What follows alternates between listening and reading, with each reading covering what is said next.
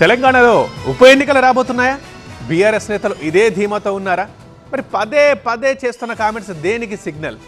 రాష్ట్రంలో ఉప ఎన్నికలు రాబోతున్నాయంటూ మరోసారి అన్నారు కేసీఆర్. స్టేషన్ ఘన్పూర్ ఎమ్మెల్యేగా రాజయ్య గెలవబోతున్నారంటూ ధీమా కూడా వ్యక్తం చేశారు. అయితే గులాబీ నేతలవన్నీ పగటి కలలు అంటూ కొట్టిపారేస్తున్నారు కాంగ్రెస్ నేతలు. బీఆర్ఎస్ బీఫామ్ పై గెలిచి కాంగ్రెస్ కూటికి చేరిన 10 మంది ఎమ్మెల్యేలపై అనర్హత వేటు వేయాలంటూ బీఆర్ఎస్ న్యాయ పోరాటం చేస్తోంది. దీనిపై ఈ నెల 18న విచారణ చేపట్టనుంది సుప్రీం ధర్మాసనం. కోర్టు విచారణ సంగతి అటుంచితే ఆయా ఎమ్మెల్యేలపై వేటు పడ్డం ఖాయం. వచ్చే ఉప ఎన్నికలకు సిద్ధం కావాలంటూ తమ శ్రేణులకు పదే పదే చెప్తున్నారు బీఆర్ఎస్ పార్టీ అగ్రనేతలు. నియోజకవర్గాల నుంచి ఏ నేత వచ్చి తమను కలిసినా కేసీఆర్, కేటీఆర్ ఇదే విషయాన్ని చెప్తున్నారు.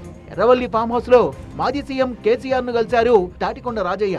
సందర్భంగా హన్మకొండ మండలం ధర్మసాగర్ మాజీ జెడ్పీటీసీ కీర్తి వెంకటేశ్వర్లు మరికొంతమంది నాయకులు బీఆర్ఎస్ లో చేరారు.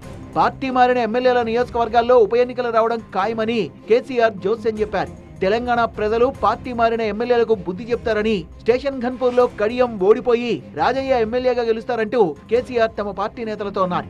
బీఆర్ఎస్ నేతల వ్యాఖ్యలకు అధికార పార్టీ నేతలు ఎప్పటికప్పుడు కౌంటర్ ఇస్తూనే ఉన్నారు. ఉప ఎన్నిక వస్తుందా రాదా అన్నది స్పీకర్ నిర్ణయంపై ఆధారపడి ఉంటుందన్న ఆ పార్టీ నేత అద్దంకి దయాకర్ పదే పదే ఉప ఎన్నికల మాటెత్తుతున్న బీఆర్ఎస్ ఎమ్మెల్సీ ఎన్నికల్లో ఎందుకు పోటీ చేయడం లేదని ప్రశ్నిస్తున్నారు. ఉప ఎన్నిక వస్తే కూడా ఎదుర్కొనేందుకు తాము సిద్ధమని ప్రకటించారు అద్దంకి దయాకర్. మీరు మాట్లాడే మాటలకు కూడా విలువ తగ్గిపోతుందనే విషయాన్ని మీరు గమనిస్తే మంచిది.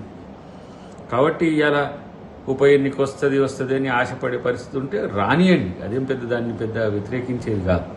ఇలా కడియం శ్రీహర్ గారు పోయిందనే కోపం ఉన్నదో, నా నుంచే ఒక 10 మంది పోయినరు కోపం ఉన్నదో, మరి ఆ రోజు మా వాళ్ళు కూడా ఒక 15-16 మందిని తీసుకున్నారు కదా, మరి ఆ రోజు మీకు ఎందుకు అనిపించలే? టీడీపీ పార్టీ ఎల్పీనే మొత్తం మర్చి చేసుకున్నారు కదా, ఎందుకు అనిపించలే? కాబట్టి మిమ్మల్ని ఇంకా ప్రజలు నమ్ముతారు అనుకోవడం ఒక భ్రమ. తెలంగాణలో 10 అసెంబ్లీ నియోజకవర్గాల్లో ఉప ఎన్నికలు రాబోతున్నాయని పదే పదే చెప్తున్న కేటీఆర్ ఏ మీటింగ్ కు వెళ్ళినా ఇదే విషయాన్ని చెప్తున్నారు. రేపు ఎలక్షన్ వస్తుంది.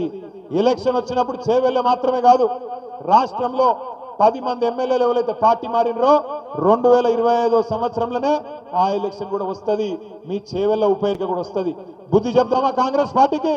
అయితే ఈ నెల 18న సుప్రీంకోర్టు నిర్ణయం ఎలా ఉండబోతోంది అనే దానిపై ఉత్కంఠ నెలకొంది. నేతలు ఎలాంటి ప్రకటనలు చేసినా కోర్టు నిర్ణయంపైనే ఉప ఎన్నిక ఆధారపడి ఉంది.